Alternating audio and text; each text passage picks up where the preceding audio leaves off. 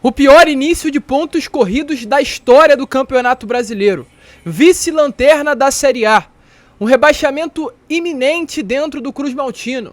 Por que a permanência do técnico Maurício Barbieri? Você sabe? Não? Porque eu, pelo menos, não consigo compreender. Mas para o Vasco, tem uma lógica. Para o Paulo Brax, para o Luiz Melo, para o Abel Braga, tem algum sentido. E esses pontos que fazem hoje o Maurício Barbieri permanecer no comando técnico do Vasco foi divulgado nessa tarde de hoje, ou aliás, foram divulgados nesta tarde de hoje, porque eles conseguiram achar mais do que um ponto para a permanência do atual técnico. E eu já adianto aqui a vocês, a proximidade da janela de transferências, o desempenho contra o Internacional e a partida contra o Goiás e contra o Cuiabá em São Januário. Pontos que não têm fundamento. Eu vou falar sobre isso aqui neste Boa Noite Gigante. Falar principalmente sobre reforços. Porque enquanto outros clubes se reforçam, o Vasco nesse momento, de fato, torcedor, chupa o dedo e aguarda eu não sei o que para começar a iniciar as negociações ou até mesmo as apresentações. Corra contra o tempo, Vasco. Se mexa, se posicione. Senão em 2024 é Série B de novo para nós. Antes de começar o vídeo, porém, como eu sempre faço aqui no canal, quero dar as boas-vindas a todos que estão chegando aqui pela primeira vez. Para quem não me conhece, eu sou o Lucas e você está no canal do Gigante Vasco, o canal do torcedor vascaíno. E rapaziada, é claro, o momento é duro, o momento é difícil, o momento é ridículo do nosso Vasco da Gama. Ninguém imaginou que nós teríamos um ano tão ruim assim novamente em 2023, mas nós estamos aqui. Nós estamos aqui para apoiar, para torcer, para informar. Mas esse momento é momento de cobrar, é momento de criticar, é momento de se posicionar e se manifestar ao contrário de tudo que está acontecendo dentro do Vasco. Então eu conto com você que está aí do outro lado. Vamos juntos, torcedor. Não vamos deixar esse momento passar de uma maneira tranquila, calma. Conto com você, me dê força para ter mais voz aqui no YouTube, para criticar ainda mais essas pessoas que hoje estão gerindo o futebol do Vasco de uma maneira completamente desordenada. Então conto com a sua ajuda. Se inscreva no nosso canal, deixe o seu like, compartilhe esse vídeo. Vambora, que o Vasco precisa de nós e nós estamos aqui para isso. Mas antes de... Aliás, sem muita enrolação, né? Vamos falar logo de Vasco. Porém, antes de entrar aí nesses primeiros pontos sobre a permanência do Maurício Barbieri, eu quero falar sobre desembarque, pois nesta tarde de hoje o time do Vasco, o elenco Cruz Maltino, desembarcou no aeroporto aqui do Rio de Janeiro. E no desembarque do elenco Cruz Maltino houve um princípio de confusão. Um torcedor filmou a descida dos jogadores do avião e os membros da delegação do Vasco pararam esse mesmo torcedor e partiram para cima dele para não gravar esse torcedor. Precisou um policial federal resolver a situação e conversar com os dirigentes. Inclusive, esse policial foi bem incisivo durante o momento dessa abordagem à delegação do Vasco. Não é a primeira vez que isso acontece. Na saída do hotel para o jogo ontem ao Beira-Rio, um torcedor estava dizendo que teria feito uma cobrança, segundo relatos do mesmo, e ele foi ameaçado pelo segurança do Vasco. Então, nesse momento, o Vasco está caminhando perfeitamente para o abismo, para o rebaixamento. A partir do momento que a delegação, que a diretoria tenta afastar o torcedor do Vasco, está tentando arranjar uma briga que nunca vencerá. Vocês estão acabando com o Vasco. A partir do momento que vocês acabam com o torcedor, vocês tentam briga com o torcedor, vocês estão acabando com o maior patrimônio do clube, que faz com que hoje o Vasco se mantenha ainda vivo. Se não é pelo torcedor, o Vasco já estaria, inclusive, na terceira, quarta divisão fácil. É um amor incondicional, mas atitudes como essa fazem sim com que o amor se esfrie. Mais uma atitude ridícula de uma diretoria vergonhosa que hoje se encontra à frente do Vasco. Mas vamos prosseguir, porque além dessas atitudes vergonhosas, o que mais nesse momento é vergonhoso para mim é a permanência, é a manutenção do técnico Maurício Barbieri. Ontem, após mais uma derrota fora de casa, mais uma vez que o Vasco não pontua em uma rodada, o Vasco fechou a 10ª rodada com 6 pontos em 30 disputados. Nesse momento o Vasco tem a pior campanha em Campeonato Brasileiro. O Vasco inclusive tem uma campanha pior, é claro, automaticamente, do que as últimas 4 vezes em que foi rebaixado. 2008, 2013, 2015 e 2020. Em 2015 o Vasco fez 13 pontos no primeiro turno, mas tinha uma campanha melhor do que essa.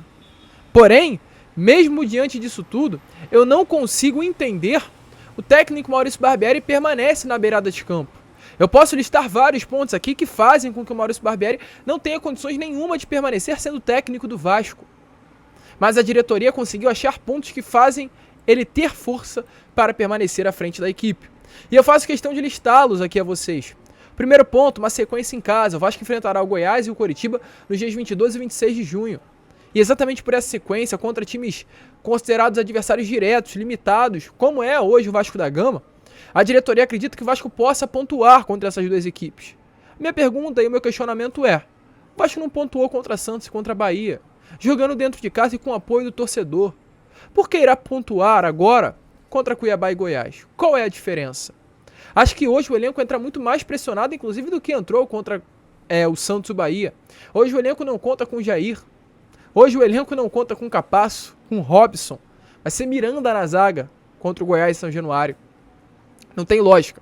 Não tem fundamento algum essa ideia de 2 jogos em casa. Porque quando tivemos a oportunidade de pontuar em São Januário, o Vasco perdeu as 2 partidas. Outra, a proximidade, aliás, da próxima janela. Da janela de transferências. Proximidade. Show de bola. Faltam menos de um mês, faltam 18 dias nesse momento para a abertura da próxima janela. Mas o que o Vasco fez até agora? Fechou com o Serginho, não oficializou. O Inter acabou de oficializar hoje o Valência, Ener Valência, um dos grandes destaques da Copa do Mundo pela seleção do Equador. Campeão turco com o Fenerbahçe. Um dos maiores nomes do futebol sul-americano. O Inter fechou. O Flamengo já fechou com 2 reforços. O Flamengo tem goleiro engatilhado, o Flamengo tem atacante engatilhado, o Flamengo tem volante engatilhado, no caso o Alan do Atlético vai ser o reforço deles. O Botafogo já fechou com reforços. Vários clubes já se posicionaram. E o Vasco? O que o Vasco fez? Serginho, a solução pra onde? De quem? Vocês só podem estar de brincadeira. A janela se aproxima. Mas cadê os reforços? Não tem. Vai apelar, sabe quem? Pra Série B do Campeonato Brasileiro. Pra segunda divisão. Vergonha, Vasco. Vergonha. Então mais um argumento que cai por terra. Porque o Vasco hoje não se posiciona. Nenhum tipo de especulação. Nada. O Vasco é seco. O Vasco é vazio. Então essa proximidade da janela é algo que também não funciona. E o terceiro, o desempenho contra o Internacional. E a pergunta que eu faço é: que desempenho, cara? O Vasco foi bem no segundo tempo? Foi. O Vasco foi dominante no segundo tempo? Foi. Mas é claro que seria. O Internacional entregou a bola ao Vasco da Gama. O Internacional deu a bola ao Vasco por estar com 2-0 no placar. Qual clube não iria fazer isso? Estranho seria se o Vasco não conseguisse ser superior ao Inter ontem no Beira-Rio, perdendo pelo placar de 2-0. Não teria lógica, né? 2-0 e o Inter continuando ser superior ao Vasco. Isso não existe. Isso não existiu com o Vasco vencendo o Palmeiras por 2-0. O Vasco deu a bola ao Palmeiras. Não existiu quando o Vasco venceu o Atlético por 2-0. O Vasco deu a bola ao Atlético. Isso não existe, isso é futebol. Então a permanência, a manutenção do técnico Maurício Barbieri por um desempenho melhor contra o Internacional não tem coerência alguma, gente. Alguma. Porque isso é normal de acontecer no futebol atual. O clube que perde tem que sair pro jogo e automaticamente se torna superior. Mas não por um mérito do Vasco, sim por um demérito do próprio Internacional. Então, falei os argumentos. E nenhum argumento tem lógica. Nenhum argumento tem coerência. Nenhum deles. Uma manutenção que não existe. E sabe qual vai ser o problema? Maurício Barbieri terá 10 dias para treinar esse elenco. Quinta-feira, sem ser essa na próxima, o Vasco entra em campo contra o Goiás e São Januário. Se perder para o Goiás e demitir o Maurício Barbieri, porque se perder tem que demitir, vai ser um atestado de burrice maior. Porque vai ter 10 dias para treino, os treinos não foram utilizados da maneira correta, o Vasco pode perder novamente e a demissão acontecer. Ou seja, era melhor ter colocado um treinador agora, para dar esse tempo a ele, para que o tempo fosse utilizado de uma maneira correta. Então é incompetência. Incompetência atrás de incompetência. A primeira incompetência é a permanência do Maurício Barbieri. E a incompetência maior vai ser caso contra o Goiás ele perca e venha a ser demitido. Aí vai ser a maluquice total. Aí realmente vai ser assinar um atestado de burrice. E é isso que vai acabar acontecendo. Eu não tenho confiança alguma de que contra o Goiás o Vasco vá conseguir buscar a vitória. Se você tem essa confiança, deixe aí nos comentários. Mas nesse momento, infelizmente, eu não consigo ter. Uma incompetência, uma burrice, o Maurício Barbieri permanecer na beirada de campo. Mas prosseguindo, rapaziada, que eu quero falar agora sobre reforços. 2 informações aqui que me espantam. Uma me espanta e a outra nem tanto. A primeira sobre o Matheus Gonçalves. Lembra desse atleta? Reforço que o Vasco tentou buscar no início da janela, no final da janela de transferência, essa última que aconteceu. Desejo do Maurício Barbieri, mas que no caso foi travado pelo América Mineiro. Então, Matheus Gonçalves fechou, sabe com quem? Com o Vitória, clube da Série B do Campeonato Brasileiro. Era essa a solução defensiva do Vasco. E aí, novamente, a gente consegue entender o porquê hoje estamos num momento tão ruim. Porque o Matheus Gonçalves hoje, que será o reforço do Vitória, era um nome que o Vasco queria porque queria no mercado. Conseguimos compreender, né? Dá pra entender o porquê tanto nome ruim, porque um momento tão conturbado no Campeonato Brasileiro. Porque temos na mesa de contrato, de assinatura, um diretor que infelizmente hoje vem se mostrando não ter capacidade alguma. É uma loucura, né? O Vasco tentar buscar um reforço que hoje fecha com Vitória. Esse é o nível de jogador que o Vasco quer pro seu elenco. E tem um jogador aí dando sopa. Um nome que foi procurado pelo Vasco na primeira janela de transferências. Isso aconteceu no sábado, mas eu quero falar agora. Que é Caio Jorge. Caio Jorge é um atacante, cria das categorias de base do Santos. Um vascaíno de infância. Posso confirmar aqui a vocês. Um vascaíno de infância de apenas 21 anos de idade. Que foi contratado pela Juventus junto ao Santos.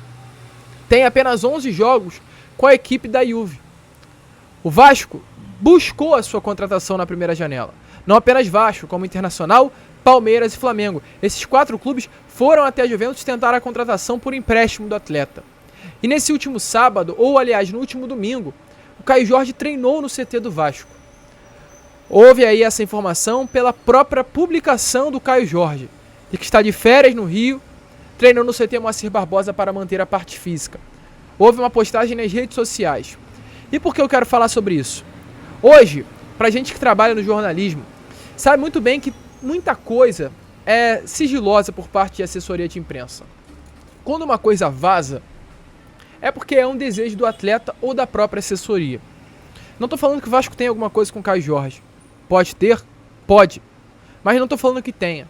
E se não tem, tá perdendo tempo. O Vasco tem um atleta hoje que fez questão de treinar no CT Moacir Barbosa, tendo outros 3 centros de treinamentos melhores do que o do Vasco. Centro de treinamento que é o Espaço Lonier é melhor do que o do Vasco, onde treina no Botafogo. CT Castilho do Fluminense é melhor do que o do Vasco. E o Ninho do Urubu é melhor do que o Vasco. Mas o Caio Jorge fez questão de treinar no CT Moacir Barbosa, no CT do seu clube de coração. Um jogador que viria para ser titular absoluto desse elenco vergonhoso do Vasco da Gama. Se o Ryan, com 16 anos, é titular no lugar do Pedro Raul, o Caio Jorge é 10 e faixa desse time. Jogador que não é utilizado pela Juventus. O que o Vasco está esperando? O que o Paulo Brax está esperando? Para oferecer, para sentar, para conversar com um atleta como esse. Mas não. Paulo Brax procura Matheus Gonçalves. Tendo o Caio Jorge aí de bobeira, o Vasco vai atrás de jogadores, com todo respeito ao Matheus, mas com certa limitação e que pouco iriam ajudar esse atual momento. Esse é o Vasco atual.